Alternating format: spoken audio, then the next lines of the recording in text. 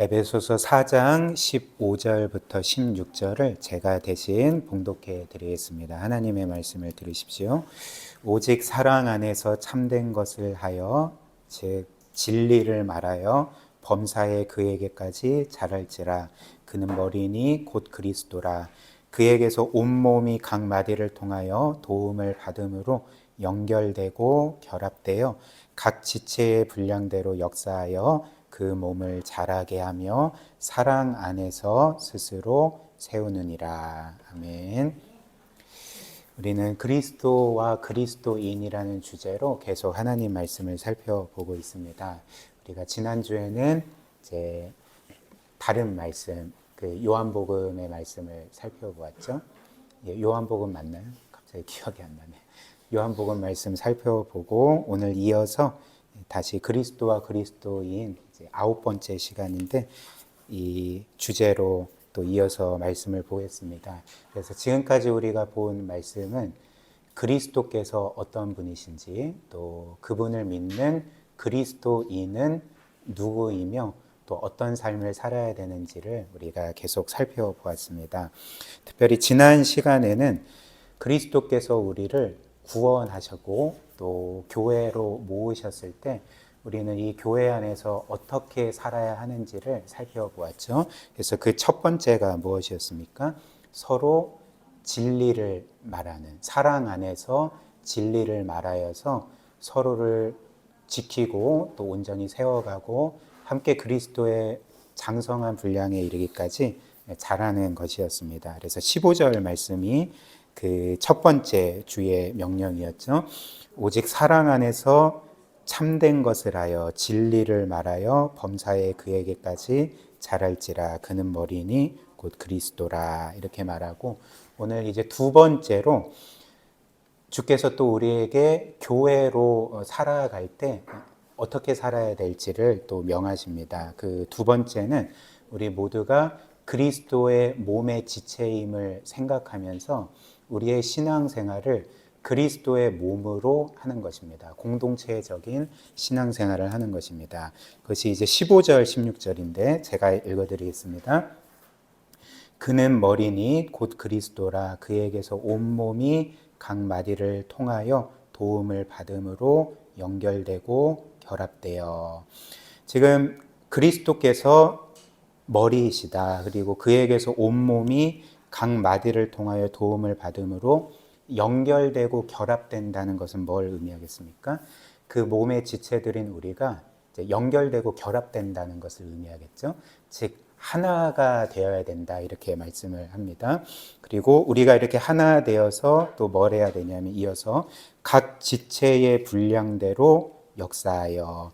여러분들의 분량대로 역사한다는 게 뭘 의미하겠습니까? 말이 좀 어려운데 주께서 여러분들, 그분의 몸의 지체들인 여러분들에게 각각 주신 그 믿음과 또 은사를 가지고 서로를 섬기라 하는 거죠.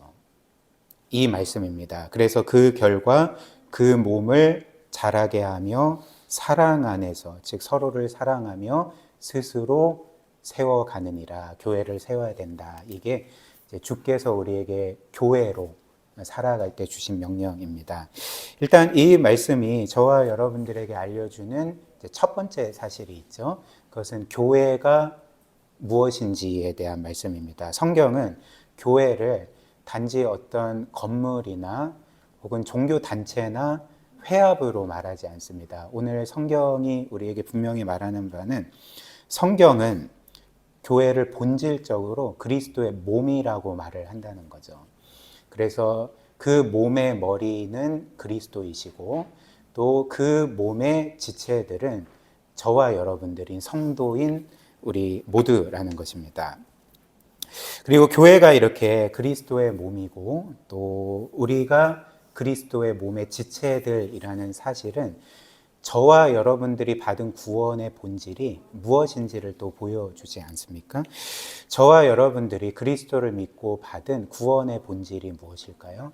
이제 대다수의 사람들은 구원이라는 것을 단지 우리의 모든 죄가 용서받은 것, 혹은 우리가 죄 때문에 받아야 될 영원한 형벌을 면한 것, 혹은 우리가 죽으면 천국에 들어갈 수 있게 되는 것. 이제 이 정도로만 생각을 합니다. 물론 이것들이 우리의 구원의 그 핵심적인 복인 것은 사실이나 그럼에도 불구하고 성경은 우리의 구원이 죄의 용서보다 훨씬 더 영광스럽고 우리가 영원한 형벌을 면하거나 심지어 천국에 들어가는 것보다 훨씬 더 귀하고 영광스러운 것이다 라고 말씀을 하는 거죠. 그렇다면 오늘 말씀이 저와 여러분들이 받은 구원을 그 본질을 뭐라고 합니까? 그리스도께서 우리의 죄를 용서해 주셨을 뿐만 아니라 우리에게 영생을 주셨을 뿐만 아니라 저와 여러분들을 그 하나님이신 그리스도의 지체로 삼아 주셨다는 것. 그 그리스도께서 저와 여러분들을 그분과 하나 되게 하셨다는 것이 바로 우리가 받은 구원의 놀라운 영광입니다.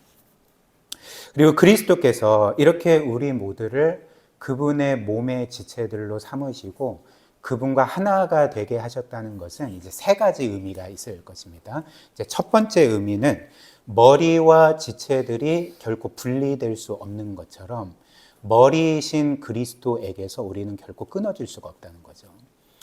이 세상에서 자신의 몸을 의도적으로 끊어내는 사람이 있겠습니까? 아무리 그 몸의 지체가 병들거나 볼품이 없거나 뭔가 문제가 있다 할지라도 그 몸을 지체를 가차없이 끊어내는 사람이 있겠습니까? 그렇지 않죠.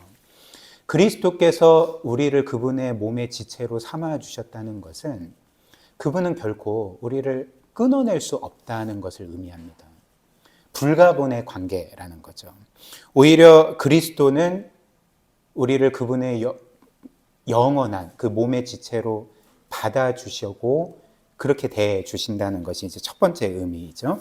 그 다음 두 번째로 이 세상에 누구든지 자신의 몸의 지체를 가장 사랑하고 또 귀하게 여기고 지키고 돌보는 것처럼 머리이신 그리스도도 저와 여러분들을 그렇게 가장 사랑하고 아끼고 돌보시고 지키실 것을 우리가 이 말씀을 통해 확신할 수 있는 거죠.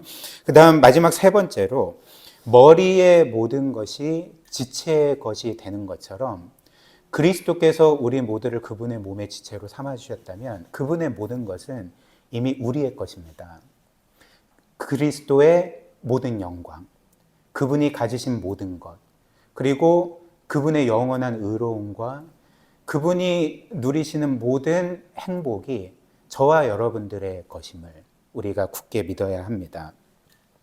이것이 바로 저와 여러분들이 받은 놀라운 구원인 거죠. 구원의 복인 거죠. 한번 생각을 해보십시오. 그리스도께서 저와 여러분들에게 내가 너희의 모든 죄를 사했다라고 선언해 주신 것도 너무나도 놀라운 복 아닙니까? 혹은 내가 살아가는 나의 나라에 너를 드렸다, 이미 드렸다라고 말씀하시는 것도 우리에게는 너무나도 놀라운 선언입니다. 그런데 더 나아가 그리스도께서 그런 우리에게 너는 단지 죄 용서를 받은 것뿐만이 아니라 나의 영원한 나라에 들어온 것뿐만이 아니라 내가 너를 나의 지체로 삼았다. 너는 영원히 나와 하나다, 한 존재다 라고 말씀해 주시는 것이 우리에게 얼마나 놀라운 선언이겠습니까? 얼마나 큰 영광이겠습니까? 그리고 우리가 이렇게 그리스도의 몸의 지체가 되고 그분과 하나가 되는 것은 저와 여러분들이 그리스도를 믿을 때 즉시 일어나는 일입니다. 이미 우리에게 일어난 사건입니다. 왜냐하면 우리가 그리스도를 믿는 즉시 그리스도께서는 그분의 영인 성령을 우리 안에 보내주셔서 실제로 그분이 우리 안에 들어오시기 때문에 우리와 하나가 되시기 때문에 그렇습니다. 예를 들면 에베소서 1장 13절 보시면 이런 말씀이 있죠.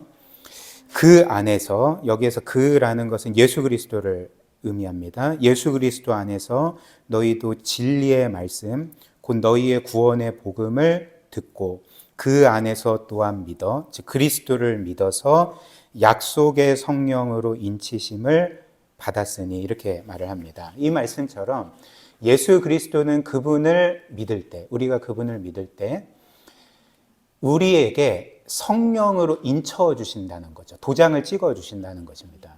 그렇다면 그리스도께서 그분을 믿는 우리를 성령으로 도장 찍어 주신다는 것은 뭘 의미하겠습니까? 제가 말씀드린 것처럼 우리가 믿는 즉시 우리 안에 성령 하나님을 보내주신다는 거죠. 성령이 우리 안에 들어오신다는 것입니다. 근데 이제 또 다른 성경은 이렇게 우리가 그리스도를 믿을 때 우리 안에 들어오시는 성령이 바로 그리스도의 영이라고 말하고 그리스도 자신이라고 말을 한다는 거죠. 로마서 8장 9절 10절 한번 또 보십시오. 만일 너희 속에 하나님의 영 성령이 거하시면 너희가 육체에 있지 아니하고 영에 있나니 누구든지 그리스도의 영이 없으면 그리스도의 사람이 아니라. 지금 9절 상반절에는 너희 속에 성령이 계시다. 만약에 너희 속에 성령이 계시지 않으면 너는 구원받은 것이 아니다. 지금 이렇게 말을 하고, 후반절을 보면 우리 안에 들어오신 성령을 누구로 지칭하냐면 그리스도의 영으로 지칭을 하는 거죠. 그리고 10절 말씀 이어서 보니까 또 그리스도께서 너희 안에 계시면 이라고 말을 합니다. 즉 성령이 저와 여러분들 안에 들어오셨을 때 그것은 그리스도의 영이 우리 안에 들어오신 거고, 그리스도의 영이 우리 안에 들어오셨기 때문에 그것은 그리스도가 저와 여러분들 속에 들어오신 것과 같다는 거죠. 즉 그리스도가 우리와 하나가 되셨다는 것을 의미합니다. 우리를 그분의 지체로 삼으시고 우리와 연합하셨다는 것을 의미하는 거죠. 그래서 그리스도께서 너희 안에 계시면 몸은 죄로 말미암아 죽은 것이나 영은 의로 말미암아 살아있는 것이니라, 이렇게 말을 하는 거죠.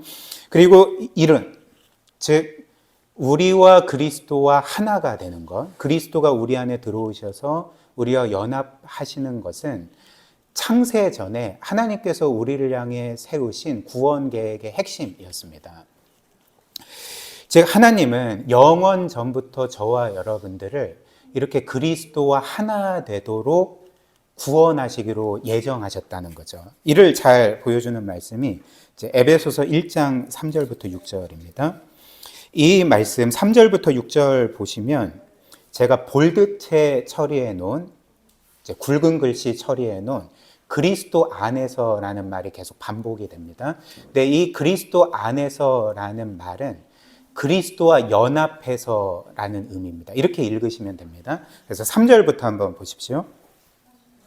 찬송하리로다 하나님 곧 우리 주 예수 그리스도의 아버지께서 그리스도 안에서, 즉 그리스도와 우리를 연합시켜서 하늘에 속한 모든 신령한 복을 우리에게 주시되 곧 창세 전에 그리스도 안에서, 즉 그리스도와 연합시켜서 우리를 택하사 우리로 사랑 안에서, 즉 우리를 사랑하사 그 앞에 거룩하고 흠이 없게 하시려고 그 기쁘신 뜻대로 우리를 예정하사 예수 그리스도로 말미암아, 이것도 예수 그리스도와 연합시켜서 이제 자기의 아들들이 되게 하셨으니 이는 그가 사랑하시는 자 안에서, 이것도 그리스도를 가리키죠. 즉 그리스도와 연합해서 우리에게 거저 주시는 바 그의 은혜의 영광을 찬송하게 하려는 것이라.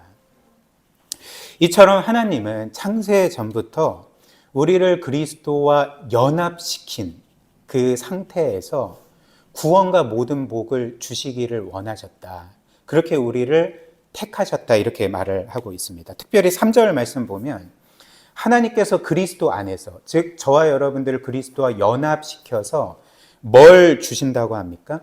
하늘에 속한 모든 신령한 복을 주신다고 하죠. 근데 한번 생각을 해보십시오. 하늘에 속한 모든 신령한 복은 원래 누구의 것입니까? 제가 하늘은 누구의 나라입니까? 하나님의 나라인 거죠. 그렇다면 하늘에 속한 모든 신령한 복은 원래 누구의 것입니까? 성부 하나님과 그의 외아들 예수 그리스도의 것입니다. 근데 하나님께서, 그 삼위 하나님께서 원래부터 가지신 그 하늘의 모든 신령하고 영원한 복을 우리를 그리스도와 연합시키셔서 하나로 만드셔서 우리에게 주시는 거죠. 즉 앞서 말한 것처럼 머리의 모든 것이 그 몸의 지체들의 것이 되는 것처럼 그리스도에게 속한 모든 하늘의 신령한 복이 이미 저와 여러분들의 것이 되었다는 게 성경의 증언입니다. 그래서 성경은 우리의 구원을 우리가 그리스도의 몸의 지체가 되어서 그분과 연합되었고, 이어서 에베소서는 또 뭐라고 말하냐면 그것을 그리스도가 우리와 결혼했다라고. 즉 결혼은 이제 연합하는 것을 의미하지 않습니까? 그래서 그 성경이 그리스도와 우리가 한 몸을 이루었다. 그리스도께서 머리이시고 우리는 그분의 몸의 지체로 한 몸을 이루었다 말한 후에 그 즉시 이것을 이제 결혼의 그림으로 다시 한번 설명을 하는 거죠. 에베소서 5장 29절부터 32절 한번 보십시오. 누구든지 언제나 자기 육체를 미워하지 않고 오직 양육하여 보호하기를 그리스도께서 교회에게 함과 같이 하나니. 무슨 말입니까? 누구든지 자기의 육체를 미워하지 않고 최선을 다해 사랑하고 돌보고 지키고 양육하는 것처럼 그리스도께서 교회에게 그렇게 하신다라는 거죠. 무슨 말입니까? 그리스도는 머리이시고 우리는 그분의 몸의 지체라는 것을 보여주죠. 그래서 이어서 30절 이렇게 말하는 거죠. 우리는 그 몸의 지체입니다. 이렇게 말하고 이제 31절을 보십시오. 그러므로라고 말합니다. 그러므로라는 이 접속사는 보통 어떤 의미로 쓰입니까? 그러니까 앞의 내용에 의거해서 인과관계 가운데 어떤 결론을 내리는 것, 논리적인 결론을 내리는 것이 그러므로잖아요. 그런데 그러므로라고 말하고 뭐라고 말하냐면 사람이 부모를 떠나 그의 아내와 합하여 그 둘이 한 육체가 될지니 이 비밀이 크도다 나는 그리스도와 교회에 대하여 말하노라. 즉 그리스도와 교회의 결혼에 대해서 말합니다. 그렇다면 뭔가 이상하지 않습니까? 지금 29절 30절은 그리스도와 우리가 한 몸을 이룬다는 것을 말하는데 갑자기 결혼을 말하는 거죠. 그러니까 뭔가 잘 이어지지 않는 것처럼 보이지만 그렇지 않습니다. 왜냐하면 결혼이라는 것은 남자와 여자가 결혼 언약 가운데 하나가 되는 것이기 때문에 그런 거죠. 그렇기 때문에 이제 이 두 가지 비유가 하나로 통합이 되는 것입니다. 그리스도는 머리이고 우리는 그분의 몸의 지체들이기 때문에 그리스도의 모든 것이 우리의 것이 된다. 또한 그리스도는 신랑이시고 우리는 그분의 신부가 되어서 똑같이 그분과 우리가 하나가 되어서 신랑의 모든 것이 신부의 것이 되는 것처럼 그리스도의 모든 것이 저와 여러분들의 것이 되었다는 게 이 복음의 핵심인 거죠. 그런데 이제 성경은 우리 개개인만, 여러분들 각자만 그리스도를 믿어 그분의 몸의 지체가 되었다 말하지 않고 모든 성도가, 그리스도를 믿는 모든 성도가 그리스도의 몸의 지체들이 되었다라고 말을 합니다. 따라서 지금 여러분들 옆에서 혹은 여러분들 앞이나 뒤에서 함께 예배하고 있는 지체들도, 성도들도 나와 똑같은 그리스도의 몸의 지체들이라는 것. 우리가 그리스도 안에서 한 몸을 이룬 하나라는 것을 보여주는 거죠. 사랑하는 여러분, 우리는 이 말씀의 진정한 의미를 깨닫게 될 때 여러분들 옆에서 함께 예배하고 있는 지체들이 얼마나 귀하고 영광스러운 존재인지를 깨닫게 될 것입니다. 한번 생각을 해보십시오. 지금 여러분들 옆이나 앞이나 뒤에 앉아서 함께 예배하고 있는 지체들이 왜 귀하고 영광스럽습니까? 성경은 모든 성도가 귀하고 영광스럽다, 정말 말할 수 없을 정도로 귀하고 영광스럽다라고 말을 하는데 여러분들이 생각하기에 여러분들 옆에 있는 지체들이 왜 그토록 귀하고 영광스럽습니까? 뭔가 믿음이 좋기 때문에 그럴까요? 아니면 뭔가 죄를 덜 지으면서 나름 경건한 삶을 살기 때문에 귀합니까? 아니면 교회를 여러 모양으로 열심으로 섬기기 때문에 귀합니까? 그렇지 않죠. 우리에게는 믿음의 차이도 있고 경건함에 있어서 차이도 있고 교회를 섬기는 것에 있어서도 차등이 있습니다. 차이가 있습니다. 그렇다면 그런 식으로 따지면 이 교회 안에서는 더 귀한 성도, 그리고 덜 귀한 성도, 더 영광스러운 성도, 덜 영광스러운 성도가 있을 것입니다. 그러나 그렇지 않죠. 성경은 모든 성도가 정말 하나님께는 너무나도 귀하고 영광스럽다라고 말을 합니다. 그렇다면 그 이유가 무엇이겠습니까? 저와 여러분들이 우리의 자격과 상관없이, 우리의 삶과 상관없이 우리가 그리스도의 몸의 지체들이기 때문에 우리는 이 세상에서 가장 귀하고 영광스럽다는 거죠. 왜냐하면 그리스도께서 이 세상에서 가장 귀하고 영광스러운 존재이시기 때문에 그분의 몸의 지체들인 여러분들도 그리스도만큼 귀하고 영광스러운 존재라는 것입니다. 여러분들 서로가 서로를 그렇게 대해야 한다는 것입니다. 이런 거 한 번도 안 해봤는데 한번 해볼까요? 우리 옆에 있는 성도들을 보면서 당신은 그리스도 안에서 가장 귀하고 영광스러운 존재입니다. 한번 말해볼까요? 당신은 그리스도 안에서 가장 귀하고 영광스러운 존재입니다. 예. 생애 처음으로 해보는 것 같습니다. 예, 정말 그렇습니다.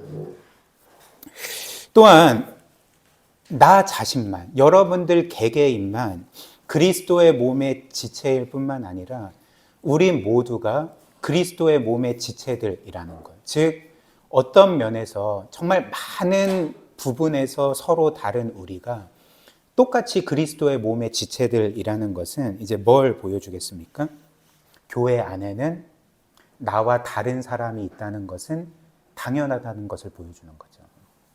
나와 정말 많은 면에서 너무나도 다르고 사회적인 지위나 위상도 다르고 또 성격도 다르고 성품도 다르고 살아온 배경도 다르고 취미도 다르고 좋아하는 것도 다르고 모든 면에서 다른 사람들이 있다는 것이 당연하다는 것. 그리고 그 모든 사람들이 그리스도 안에서 동등하게 귀하고 존귀하고 영광스러운 존재로 여김 받으면서 하나를 이루어야 함을 보여주는 거죠. 이 세상 사람들은 사실 어떤 사람들과 어울릴 때 어떤 사람들과 어울립니까? 보통 이 세상 사람들은 자기와 맞는 사람들과 어울리죠. 자기와 어떤 사회적인 지위나 위상이 맞고 또 부의 정도가 맞고 또 성격이 맞고 취미가 맞는 사람들과만 어울립니다. 그렇지 않으면 사실 어울릴 이유가 하등없는 거죠. 그러나 오늘 성경이 우리에게 말하는 바는 교회는 결코 그렇게 되면 안 된다라고 말을 하는 거죠. 세상의 기준으로 모든 면에서 맞지 않고 교회가 아니라면 내가 결코 어울리지 않았을 법한 사람들이 그리스도 안에서 똑같이 사랑을 받고 귀하고 영광스러운 존재로 여김받고 그것을 우리가 기억하며 교회 안에서 서로를 사랑하고 섬기고 또 교제하기를 힘쓰고 그리스도 안에서 그 사랑과 진리 안에서 하나됨을 이루며 그렇게 살아가는 곳이 바로 이 교회, 주와 말씀의 교회라는 것입니다. 그렇다면 우리가 서로를 그렇게 대해야 하는 이유가 무엇일까요? 서로를 가장 귀하고 영광스러운 존재로 여기고 우리 서로가 너무나도 다름에도 불구하고 서로 하나됨을 이루기를 애써야 하는 이유가 무엇이겠습니까? 그리스도께서 우리를 그렇게 대하셨기 때문에 그런 거죠. 앞서 말한 것처럼 이 세상 사람들은 자기와 어울릴 법한 사람들과 어울리고 자기와 어울리지 않는다 생각하는 사람들은 어울리지 않습니다. 근데 한번 생각을 해보십시오. 저와 여러분들은 오늘 말씀에 따르면 그리스도의 몸의 지체들입니다. 즉 그리스도께서 영광스럽게도 놀랍게도 자신의 몸의 일부로 삼아주신 사람들입니다. 자기와 하나 되게 삼아주신 분입니다. 그렇다면 그리스도께서 우리를 그분의 몸의 지체로 삼아주신 것은 우리가 원래 그분께 어울리는 사람들이기 때문에 그렇습니까? 그래, 너는 나의 영광스러운 몸의 지체가 될 만하구나. 내가 너를 나의 지체로 삼아주겠다. 우리가 어울리는 사람들이기 때문에 그렇습니까? 그렇지 않습니다.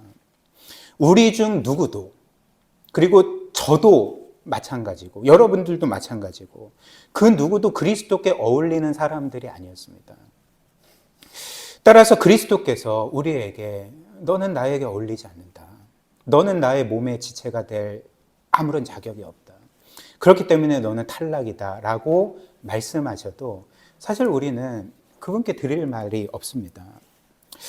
그러나 그리스도는 그분과 전혀 어울리지 않고 그분의 몸의 지체가 될 만한 아무런 것이 없는 우리를, 오히려 그분께 어울리지 않는 죄만 있는 우리를 그분의 몸의 지체들이 되게 해주셨습니다. 이 사랑을 받은 우리가 이것을 기억한다면 우리도 서로를 그렇게 대해야 되는 게 마땅하다고 성경이 말을 하는 거죠. 그리고 이처럼 그리스도께서 우리 각자를 구원해 주실 때에 개별적으로 구원받은 이후에 살아가도록 우리를 구원해 주신 것이 아니라 이렇게 우리를 그리스도의 몸으로 구원하셨다는 것. 즉 그분 안에서 하나가 되도록 구원하셨다는 사실을 우리가 기억한다면 우리의 신앙생활은 반드시 공동체적인 신앙생활이 되어야 함을 우리가 이 말씀을 통해 또 보게 되는 거죠. 이는 바꿔 말하면 무엇을 의미하겠습니까? 그리스도는 우리를 구원하실 때에 그분의 의도가, 그분의 계획과 목적이 우리를 개별적으로 구원하시는 것이 아니라 집합적으로 구원하시는 것이었습니다. 즉 우리를 개별적으로 구원하시는 게 아니라 공동체적으로 구원하시고 그리스도 안에서 한 몸을 이루어 살도록 구원하신 것이 그리스도의 구원의 계획입니다. 디자인인 거죠.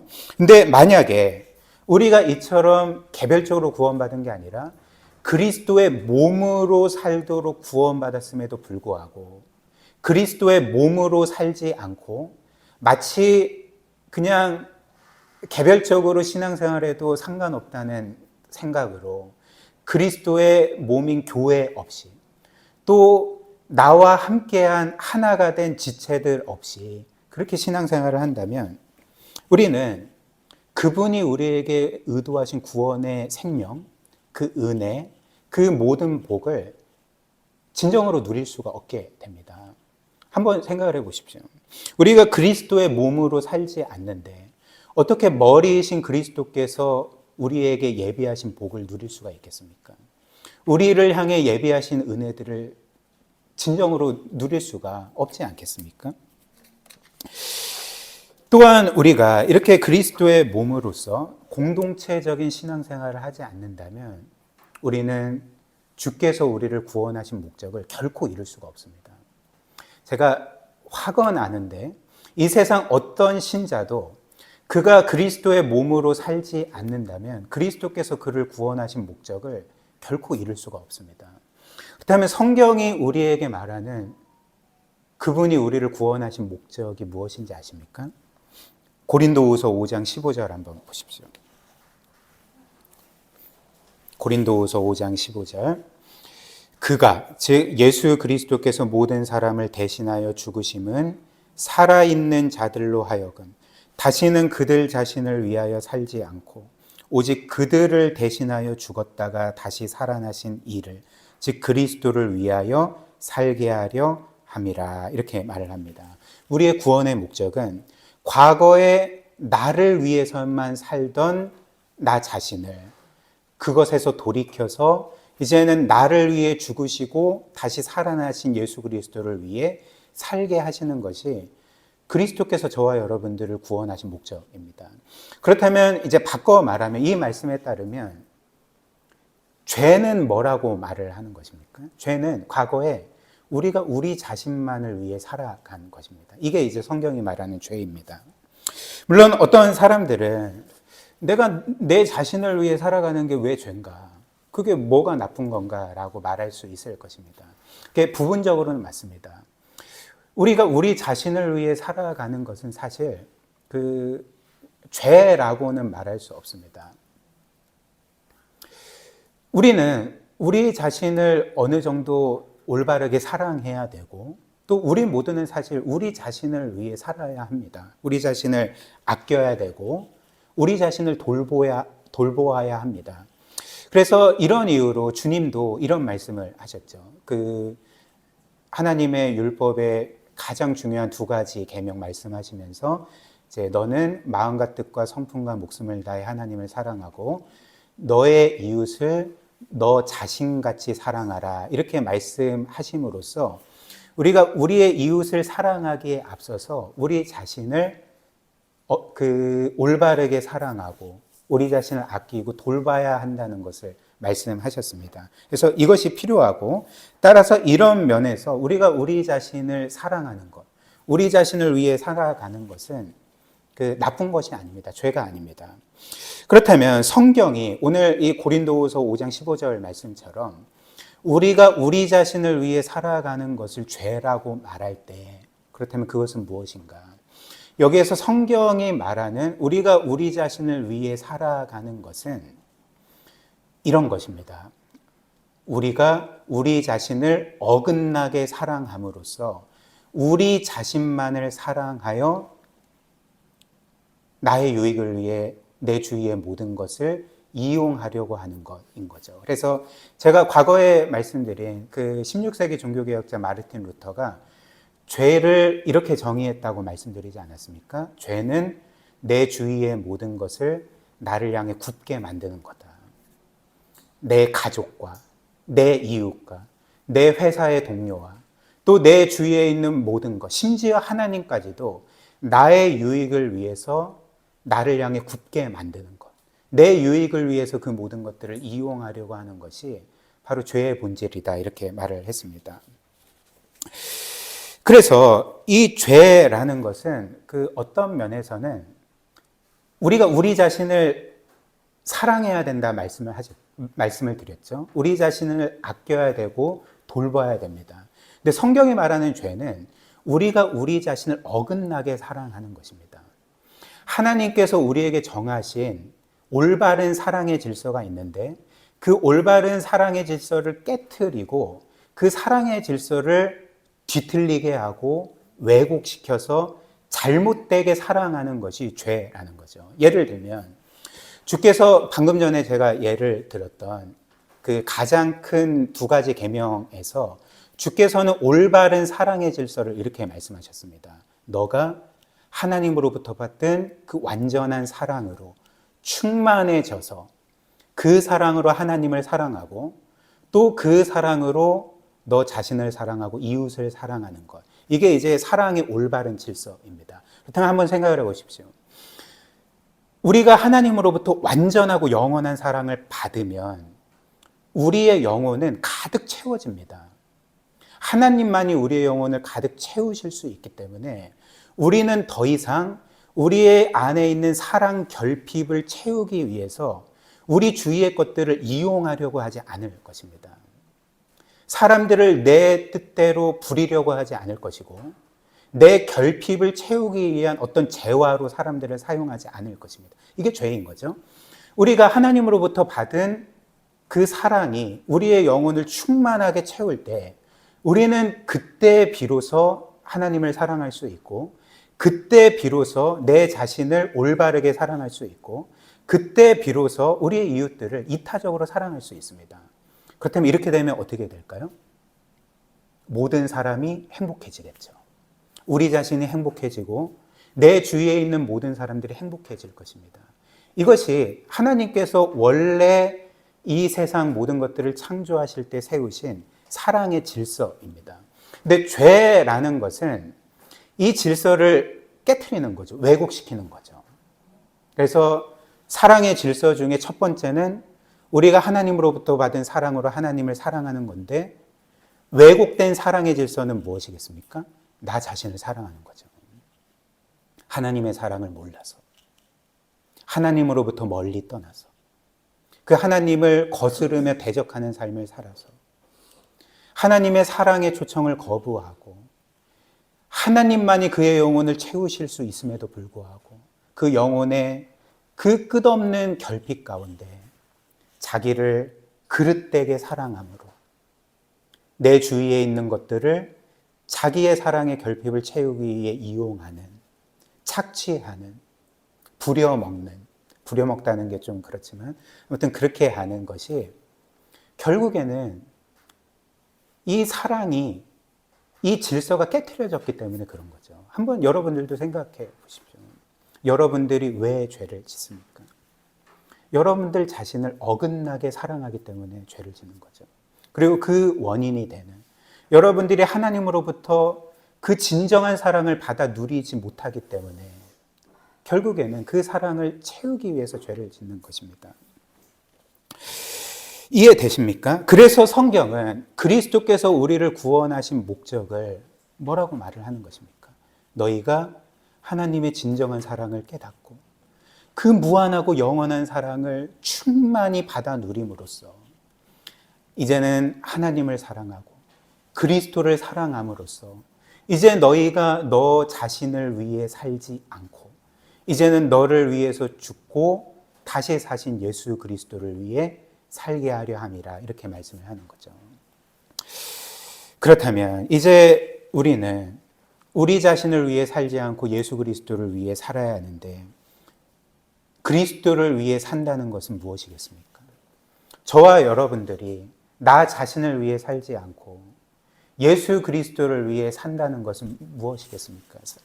많은 사람들은 이것을 굉장히 단순하게 생각을 합니다. 아, 그래. 이제 나 자신을 위해 살지 않고 예수 그리스도를 위해 살아야 해. 그것은 내가 개인적으로 성경과 그 하나님의 말씀과 기도 생활을 열심히 하는 거예요. 혹은 과거에 죄를 많이 졌는데 이제는 죄를 덜 짓고 좀 거룩하고 경건하게 살아가는 거야. 이게 그리스도를 위해 살아가는 거야 라고 단순하게 생각합니다. 물론 이 모든 것도 우리가 그리스도를 위해 살기 위해서 마땅히 해야 될 일입니다. 그러나 기억하십시오. 오늘 말씀처럼 이 모든 것, 경건한 삶을 살고 매일 말씀과 기도 생활을 신실하게 행하고 뭔가 영적으로 더 깊어지려고 애쓰고 노력하는 그 삶 자체도 그에게 그리스도의 몸인 교회가 없고 몸의 그 지체들인 성도들이 없이 하는 일이라면 결국 그 모든 일은 여전히 과거처럼 우리 자신의 유익만을 위해 하는 일이 될 것입니다. 여전히 그는 양태만 달라졌을 뿐이지 신앙생활도 자기 자신만을 위해서 자신의 영적인 유익만을 위해서 혹은 자신의 어떤 마음의 평안만을 위해서 하는 일일 뿐 다른 이들을 이롭게 하거나 복되게 하는 일이 되지 않게 되는 거죠. 그렇다면 이제 우리는 그리스도를 위해 살아야 하는데 그리스도를 위해 산다는 것이 무엇이겠습니까? 오늘 이에 대해서 주님은 저와 여러분들에게 이렇게 말씀하시는 거죠. 너희 옆에 앉아있는 이들이 바로 내 몸이다. 교회는 나의 몸이고 그렇기 때문에 교회 안에 있는 모든 성도들이 나의 몸의 지체들이다. 그렇기 때문에 너가 너 자신을 위해 살지 않고 나를 위해 사는 것은 결국 교회를 위해 사는 것이고 지체들을 위해 사는 것이고 이 교회를 통해 함께 나의 뜻을 이루어가는 것이다 라고 말씀하시는 거죠. 그래서 오늘 본문 말씀은 우리 각자가 이렇게 그리스도로부터 받은 사랑으로 지체들을 사랑하고 또 그리스도로 받은 은사를 가지고 서로를 섬김으로 함께 그리스도의 몸을 세워가야 된다 이렇게 말씀을 하는 거죠. 에베소서 4장 16절 다시 한번 보십시오. 16절 그에게서 예수 그리스도에게서 온몸이 각 마디를 통하여 도움을 받음으로 연결되고 결합되어 즉 우리 모두가 그리스도 안에서 하나가 되어서 각 지체의 분량대로 즉 저와 여러분들이 받은 은사로 서로를 섬김으로 그 몸을 자라게 하며 사랑 안에서 즉 서로를 사랑하며 스스로 세우느니라 이렇게 말씀을 하는 거죠. 사랑하는 여러분, 저와 여러분들이 살고 있는 이 시대는 아마도 역사상 가장 유례가 없는 개인주의적인 시대일 것입니다.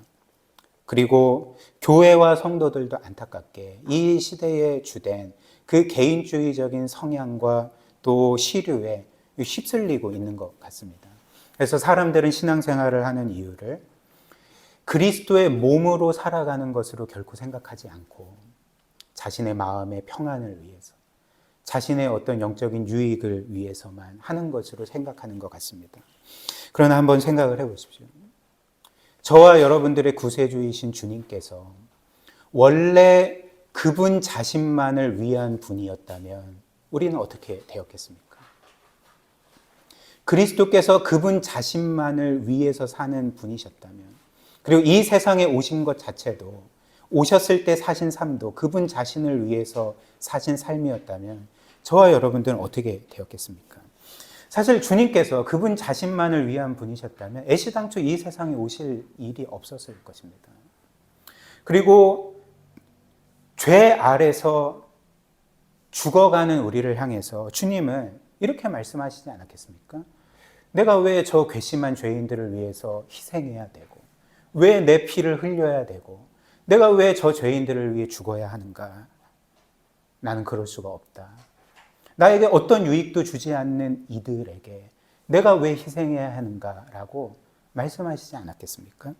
그러나 우리 주님은 저와 여러분들을 위해 어떤 삶을 사셨습니까? 마지막으로 고린도후서 8장 9절입니다. 우리 같이 한번 읽어볼까요? 고린도후서 8장 9절 시작. 우리 주 예수 그리스도의 은혜를 너희가 알거니와 부요하신 이로써 너희를 위하여 가난하게 되심은 그의 가난함으로 말미암아 너희를 부요하게 하려 하심이라.